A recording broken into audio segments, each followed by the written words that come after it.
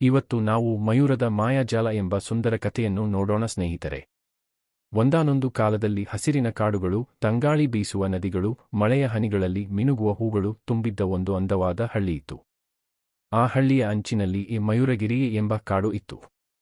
ಅಲ್ಲಿ ವಿವಿಧ ಪ್ರಾಣಿಗಳು ಹರ್ಷದಿಂದ ವಾಸಿಸುತ್ತಿದ್ದವು. ಮೊಲ, ಕತ್ತೆ, ಕೋತಿ, ಚಿಟ್ಟೆ, ಹಕ್ಕಿಗಳು ಎಲ್ಲರೂ ಪರಸ್ಪರ ಸ್ನೇಹದಿಂದ ಬದುಕುತ್ತಿದ್ದರು.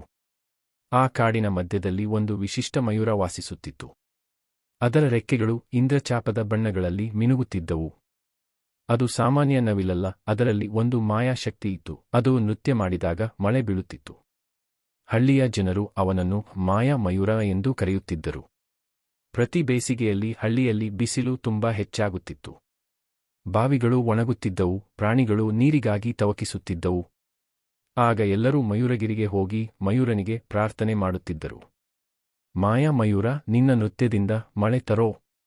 ಮಯೂರ ತನ್ನ ಸುಂದರ ರೆಕ್ಕೆಗಳನ್ನು ಎತ್ತಿ ನೃತ್ಯ ಆರಂಭಿಸುತ್ತಿತ್ತು. ಅದರ ನೃತ್ಯದ ಸೊಬಗು ನೋಡಲು ಪ್ರಾಣಿಗಳು ಗುಂಪು ಗುಂಪಾಗಿ ಬರುತ್ತಿದ್ದರು.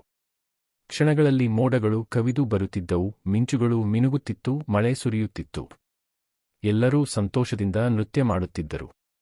ಒಂದು ವರ್ಷ ಆ ಹಳ್ಳಿಗೆ ಹೊಸ ಯುವ ರಾಜನನ್ನು ನೇಮಿಸಲಾಯಿತು. ಅವನ ಹೆಸರು ರಾಜವೀರ. ಅವನು ಬುದ್ಧಿವಂತನಾಗಿದ್ದರೂ ಸ್ವಲ್ಪ ಗರ್ವಿಯಾಗಿದ್ದ. ಜನರು ಮಯೂರನ ಬಗ್ಗೆ ಮಾತನಾಡುವುದನ್ನು ಕೇಳಿ ಅವನು ನಗುತ್ತಾ ಹೇಳಿದ, ಮಳೆ ಬೀಳಲು ಮಯೂರ ಕಾರಣವಲ್ಲ, ಇದು ಕೇವಲ ಅಂಧನಂಬಿಕೆ.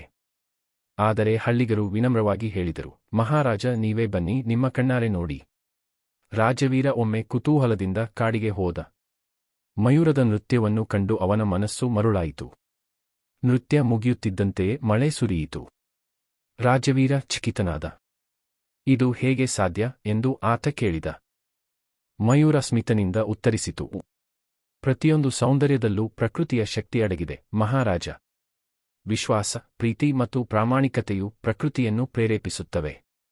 ಆ ಮಾತುಗಳು ರಾಜವೀರನ ಹೃದಯವನ್ನು ಸ್ಪರ್ಶಿಸಿದವು. ಅವನು ಹಳ್ಳಿಯ ಜನರ ನಂಬಿಕೆಯನ್ನು ಗೌರವಿಸಲು ಆರಂಭಿಸಿದ. ಪ್ರತಿ ವರ್ಷ ಮಳೆ ಬಂದಾಗ ಅವನು ಮಯೂರಗಿರಿಗೆ ಬಂದು ಹೂಹಾರಗಳಿಂದ ಮಯೂರನನ್ನು ಸನ್ಮಾನಿಸುತ್ತಿದ್ದ. ಕಾಲ ಕಳೆದಂತೆ ಆ ಹಳ್ಳಿ ಮಯೂರಹಳ್ಳಿ ಎಂದು ಪ್ರಸಿದ್ಧವಾಯಿತು. ಜನರು ಪ್ರಕೃತಿಯನ್ನು ದೇವತೆಗಳಂತೆ ಪೂಜಿಸಿದರು. ಮರಗಳನ್ನು ಕಡಿಯದೆ ಕಾಪಾಡಿದರು, ಪ್ರಾಣಿಗಳಿಗೆ ಆಹಾರ ಕೊಟ್ಟರು. ಹಳ್ಳಿಯ ಪರಿಸರ ಸದಾ ಹಸಿರಾಗಿತ್ತು, ನದಿಗಳು ನಿತ್ಯ ಹರಿಯುತ್ತಿದ್ದವು. ಒಂದು ದಿನ ರಾಜವೀರ ವೃದ್ಧನಾದ. ಅವನು ಮಯೂರನ ಮುಂದೆ ನಿಂತು ಹೇಳಿದ, ನೀನು ನನಗೆ ಪ್ರಕೃತಿಯ ಮಹತ್ವವನ್ನು ಕಲಿಸಿದ್ದೆ. ಈಗ ನನ್ನ ಜೀವನ ಪೂರ್ಣ. ಮಯೂರ ನಗುತ್ತಾ ತನ್ನ ರೆಕ್ಕೆಗಳಿಂದ ಒಂದು ಮಿಂಚಿನ ಹನಿಯನ್ನು ರಾಜನ ತಲೆಯ ಮೇಲೆ ಬಿಟ್ಟಿತು. ಆ ಕ್ಷಣದಿಂದ ಮಯೂರ ಕಾಣೆಯಾಗಿತು. ಆದರೆ ಆ ಹಳ್ಳಿಯಲ್ಲಿ ಪ್ರತಿ ಮಳೆಯಾಗುವಾಗ ಯಾರಾದರೂ ಮಯೂರನ ನೃತ್ಯದ ಧ್ವನಿಯನ್ನು ಕೇಳುತ್ತಾರೆ ಎಂಬ ನಂಬಿಕೆ ಇಂದಿಗೂ ಜೀವಂತವಾಗಿದೆ. ಇದರಿಂದ ನಮಗೆಲ್ಲ ತಿಳಿದ ಪಾಠ: ಪ್ರಕೃತಿಯ ಮೇಲೆ ಗೌರವ, ವಿಶ್ವಾಸ ಮತ್ತು ಪ್ರೀತಿ ಇಟ್ಟರೆ ಅದು ಸದಾ ನಮ್ಮ ಜೊತೆ ಇರುತ್ತದೆ.